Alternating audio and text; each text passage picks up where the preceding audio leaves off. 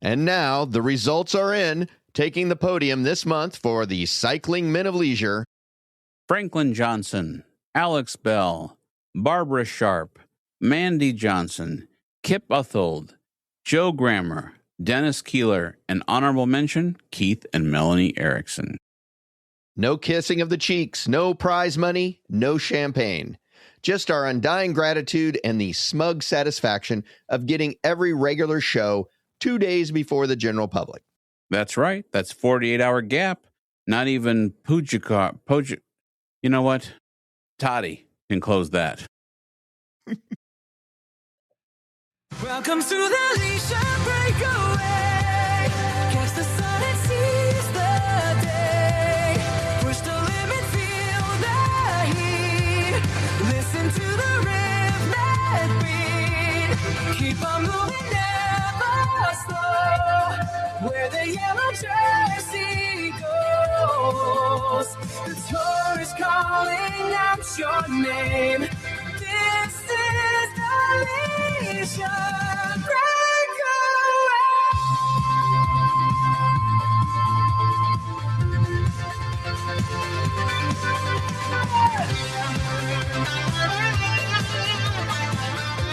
All right. Welcome back to the Cycling Men of Leisure's Leisure Breakaway, our look at the day's Tour de France stage. Well, let me tell you, unforgettable mountains today. A major upset in the overall standings and one heartbreaking crash that changed this entire race. Let's break down the drama from stage 15. I'm Michael, and with me, as always, is my good friend Adam. Good evening. I have a lot to add tonight, buddy. That's awesome. I look forward to it. You've been adding some very interesting conversation to this, so I'm very, very happy, because I got to admit I was a little concerned at the beginning, because I know you really didn't pay attention to any of this, and that it was like you weren't going to get into it. But man, you have jumped in with both feet, I've got to say. I watched a very cool, I'm going to say like 26-minute extended version.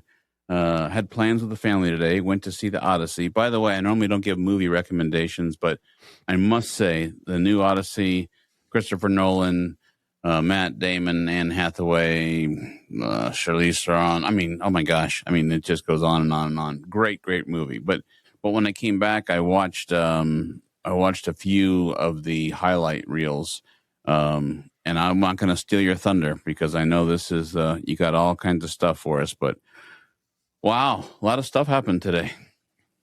A lot of things happened today. Today, total distance, 183.9 kilometers. For us Americans, that's 114.3 miles. Average temperature, it was a beautiful day temperature-wise, 24 degrees Celsius. That is 75 degrees Fahrenheit.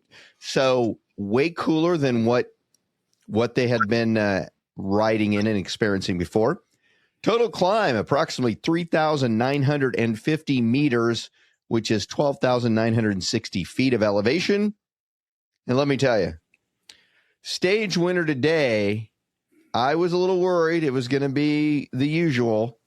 It was going to be another toddy win, but Remco Evenepoel, Belgium cyclist, won the stage today. His average speed, and we were in mountains, 22.1 miles per hour. That's 35.5 kilometers an hour. Incredible. What's that? I was going to say, did you see when they showed the times? Just the speed of the overall race? I guess I should have been more clear. Like Evenepoel's time, Pogacar's time, and Del Toro's time, how long it took them. I know, but I know it was fast. What I thought was interesting is Evenepoel and Pogacar had the same exact time. I'm like, well, how could he be second then if he has the same time? Just a split second. Yeah. It was cool. No, but it was a fast ride. I mean, the announcers were all going, man, we cannot believe how fast, being mountains that this is, how fast the overall peloton was speeding through. Had a breakaway early on. It got pulled back. And oh my gosh, then they had this huge breakaway of like 20 riders, and that eventually broke up. And man, I was thinking today was going to be the day that an American won the stage. Didn't pull that off, but it kept it exciting. I'll talk about the team dynamics here in a minute, but Remco Evenepoel earned one of his biggest victories of his career. He outsprinted Toddy on a brutal summit finish. The defining moment, though, has to be Jonas Vingegaard. He crashed about 20 kilometers out, and unfortunately, I feel his pain, fractured his clavicle and had to abandon the race. He was the number 2 guy, only about 4 minutes behind Tade, so that kind of shook it up. So now second and third place are up for grabs. So that was sad there, but it really fired a lot of riders up, thinking, okay, this changes up things quite a bit. Toddy still controls the yellow jersey. Del Toro right there at the finish line. I mean, he is just, blowing it out as far as the new riders go. And I think the biggest mystery of the day, and I'm not going to talk about another subject because I know you're going to bring that up, but one of the biggest mysteries of the day is kind of what were some of the teams thinking. Vingegaard's team, was out there just driving, and everybody kept saying Vingegaard's going to, he's going to go, he's going to attack on the hills, he's going to do something great. And I would like to know what the plan was, because it didn't happen. There was a big debate. Yeah, he's going to attack on like the first mountains. And Vingegaard's not the type of guy that does a lot of attacking on the mountains, but his team was up front just driving the peloton for kilometers. And unfortunately, Vingegaard goes down. It's kind of over. So we never got to see what his team, what their plan was. And that really bothers me. I'd like to have seen why they were pushing so hard, because the way they were pushing, if there was no big attack planned or something of that nature, they were basically setting it up for Tade to win again if there was no big plan for a major attack or something. So it perplexed me. It perplexed the commentators. So we probably never know. Just one of those interesting mysteries. But incredible day. You hate to see somebody go out, and certainly somebody who's setting in, the second place position. But that is cycling. I was enjoying Quinn Simmons. I was watching, and he was just attacking and leading. I'm like, come on, baby, come on. But I thought, yes, American's going to do no. Did you probably didn't see this. There was a guy on one of the spectators who had like the mullet, long hair, and was American dressed just like him. Outran him up the hill. Yeah, and reached out, and Quinn gave him the high five, and then he takes off running and catches up to him and says something to him. It was just kind of a cool moment that he acknowledged, this fan. So I as an American, we have these policies and procedures for the American flag. I think that goes out the window at the Tour de France, because when that guy with the mullet was running with the flag, I'm like, oh, bro, you're not supposed to be doing that with the flag. They're wearing it as clothes. They're dropping it on the ground. It's like, and you and I, we understand there are rules for the United States flag. There are certain things you do and don't do. And Tour de France, you're in France, I guess. So I guess the rules change, or you don't have to honor them. One of the coolest, and I mean like cool as in, wow, that's really cool, is watching Quinn Simmons, and he's climbing this hill that I would be holding on for dear life in the biggest gear possible, barely snail crawling up the hill. No, he's full speed, takes both hands off the wheel, off the handlebar, goes in the back of his jersey, puts on his glasses like Mr. Cool, gets like an energy gel block or whatever. The whole time he keeps looking back while not having any hands on the handlebar. And I was just like, yep, he's just another league. There's no way I could do that. So. Remember, this man is a paid, trained professional. So there's a difference. 26. He's 26 years old from Los Angeles. Nevertheless, he's out there doing it. And he had a strong day. He did get the most aggressive rider. Yeah. So, I mean, which he deserved it. I mean, he was just crushing it. So what do you got for us? Well, we had a little bit of overnight controversy, and yes, we did. I thought it could lead in because it's a podcast and people are hopefully listening. You can watch me too and watch you as well. But I thought it could give us something to talk about. So we had an overnight controversy at 2:00 in the morning. The gentleman that you mentioned, who unfortunately is removed from the Tour de France, was Jonas Vingegaard. He was awoken at 2 a.m. for an anti-doping test, and then Pidcock was awoken at 5 a.m. And before I go yammering on with some facts, it says the current anti-doping rules permit testing between 11 p.m. and 6 a.m. And these surprise controls are intended to detect substances that may only remain detectable for a short period of time. What were the riders' reactions? Neither rider criticized the anti-doping itself, although both questioned whether middle-of-the-night testing is appropriate before one of the cyclists' hardest races. Vingegaard said it took him about 40 minutes to get back to sleep, and Pidcock said he only got 4 hours of sleep before the race. So before I go on, I don't know. It seems kind of controversial. I understand they're trying to make it clean and concise based upon your favorite gentleman, Mr. Armstrong. But man, 2:00 in the morning, waking up. I mean, did that have anything to do with the crash or? What I would really like to know first off is how many of the other riders had those tests? Gotcha. Was it just these two riders had those tests in the middle of the night, or did they do a whole slate of riders, throughout the night? The other thing, okay, I get it.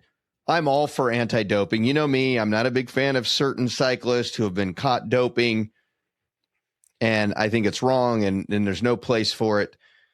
But I think it could be done better from my point of view. You can do it from 11 to 6 in the morning. Well, okay, that's fine. Then why don't you do it at, 5 in the morning, 5:30 in the morning? 5:45. I mean, these guys are getting up early anyway. So why don't you do it like right before, so it's not like 2:00 in the morning. I mean, that's the middle of the night, literally. That makes it really, really rough and really difficult. I think you could do it either earlier in the evening or later in the evening, or later in the morning, later in the evening, earlier in the morning, that kind of thing. So it's closer to when they might be going to sleep and when they might be getting up, instead of like right in the middle of the night. I don't know. I think I understand you got to do it. I don't think 2:00 in the morning is an appropriate time. And everybody seemed to be focused. All the commentators seem to be focused on the 5:00 with Tade. It's like, well, they mentioned the 2:00 one, but I'd be like, well, 2:00 by 5. I mean, you're like thinking about getting out of bed or it's getting close to the alarm, but I would think 2, you're not getting up to start your day at, 3:30 in the morning or something. So just my opinion. No, definitely thought it would be a good talking point. So yeah, we got sorry about that. Very interesting to listen to the commentators myself, is because they were torn. Part of them were the institution of the race that should be honored with clean racing, but at the same time, that just kind of put a bad taste in everyone's mouth. But what I noticed now, this first bit of homework that I did as well was before I left to go on with my family. But at the time, it said that Pogacar emerging with an even stronger grip on the yellow jersey heading into the final week. What I noticed was definitely the tone of some of the announcers and some of the commentators I was listening to on YouTube were definitely like, it's almost impossible, short of him having an accident or something, that there was not a way to catch him. But the wording I'd like to also ask you about is of course, Vingegaard everywhere kept saying he abandoned the race. And I guess for me, what was difficult is if I abandoned Ragbri or I abandoned Bragg, it's like I'm self-pulling myself out. I mean, did he pull himself out because he got injured, or does the team pull him out because he got injured? Because, or is it just the terminology of the language barrier? Basically, you leave the race one of two ways. Well, you either finish the race, or if you leave the race in the middle, you either finish it by being disqualified or you abandon the race. Okay. Disqualified, obviously, time or some kind of huge, crazy sanction. But anything else, it's abandoned. I mean, if you get an illness, you're abandoned. If you have a crash and can't continue, just the terminology they use. Okay. I mean, he clearly, I knew right off that he had pretty much, and anybody really paying attention would have known right off that he had done something to his collarbone, because I mean, it was just a mere probably 45 seconds and the doctor was already getting, the arm sling and that kind of stuff. So you kind of knew he wasn't coming back, but no, he left the race. Okay. It's just the term they use, abandon. What about, was there, think there was a garden hose there, or? I was checking the ground very, very closely because I was having flashbacks and PTSD and all that kind of thing. But no, there was no garden hose. There was it looks like, there was obviously a curb there, and it really looks like that Vingegaard did it himself. Came out a little wide around the corner, tried to like readjust his line and, clip the curb and went down, and he, Del Toro went down too. Del Toro was a little, few steps behind him. He went down, but it looked like more like he saw it come and slammed on his brakes and just kind of, set down on the side of the road, and then was able to get back up and start riding. So fortunately, no one else was injured. It's going to happen.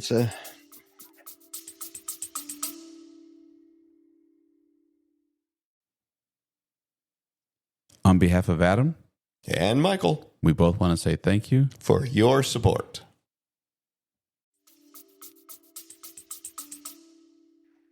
Nature of the beast. I saw the angle that I was watching was kind of like through some trees. It must have been a drone or a helicopter, and you could see the whole crash, but it was through the branches. But there was spectators right there as well. So, I mean, spectators definitely almost got hit as well. So Spectators have to be paying attention. Oh, there were several spectators there. They all got out of the way. One lady did get knocked down. She seemed to be okay from the view that I saw. She got right back up and everything. But yeah, I mean, when you put yourself right there, that close to the race, you gotta be paying attention, because, a bicycle might come in your direction. And it's happened before where spectators have been hit, knocked down, had to be, taken out because, they got injured as well. So I had mentioned that the research that I did was before I went with my family, and then I got back and I wanted to make sure that I was thorough and concise. And I saw a new news story, and I'd like to mention this now. So when I got back, I said, any changes on the previous history that I looked at? And it came back and said, did you have the Tom Pidcock story? And I was like, no, I don't have that. I need that. What is that? And so we have a penalty. We've talked about it earlier in this mini series about how, you called it a sticky bottle, or you call, different terminology. But here's what happened. So Tom Pidcock was penalized during stage 15 after the race officials determined that he received illegal assistance by pushing off his team car while accelerating back up to speed. And here's the penalties. He got a 20 seconds added to the overall Tour de France time. He got a fine of, as you've mentioned before, Swiss francs, 400 Swiss francs, approximately $500 American. He also got a deduction of 30 UCI world ranking points. So let's have a classification what that means. The 30-point deduction was from the UCI world ranking system. These are not Tour de France green jersey or King of the Mountain points. But what is the impact? The 20-second time penalty affects his general classification standings by increasing the cumulative race time. The fine is a disciplinary penalty and separate from any stage or prize money. And why was he penalized? Under the UCI rules, riders may receive mechanical assistance from the team car, but they may not use the vehicle to gain an unfair accelerations. Officials ruled that Pidcock received an illegal push-off, resulting in the sanctions above. So that was in the news as I came back. So I'm not saying that it wasn't there earlier. It just took me 6 hours to get it. So what you're saying is you got a flag. Yeah, I'm throwing the flag. Oh, I got to use the yellow flag. Woo! That's right. But that's, I mean, I didn't want to steal your thunder. I mean, we definitely have tomorrow is a rest day. I'll let you talk about that. And then I have a couple of Ragbri pieces, and then I'll give everyone their favorite song. I know they've been holding out for. Okay, a couple things. Jerseys really didn't change. The only jersey that really did change, I should say, is the white jersey.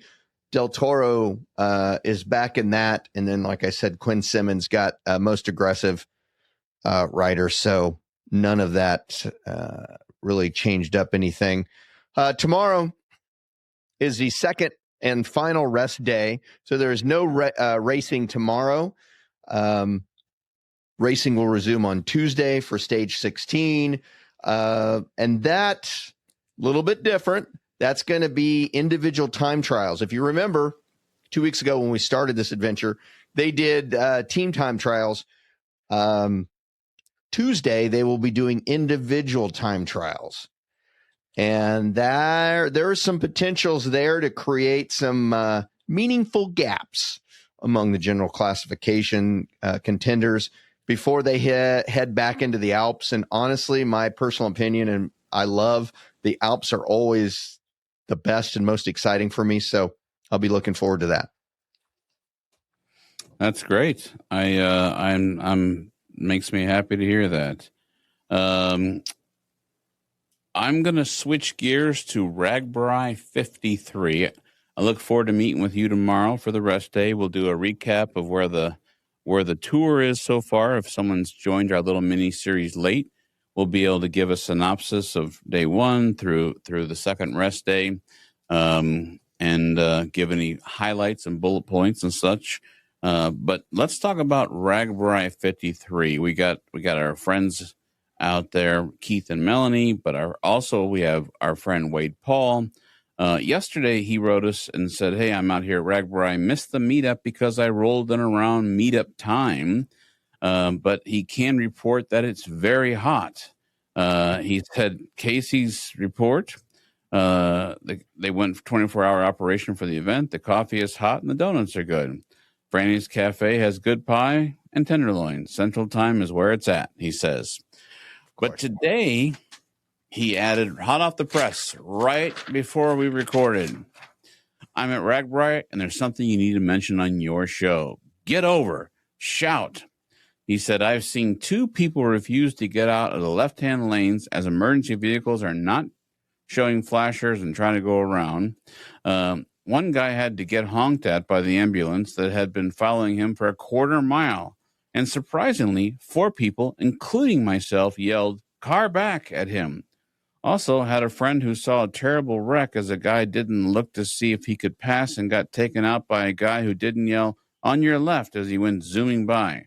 People need to be signaling their intentions with both words and arm motion. I'll die on that hill." Listen, buddy. Amen. I mean, you and I saw some of the craziest beep. Oh, wait, where it is it here?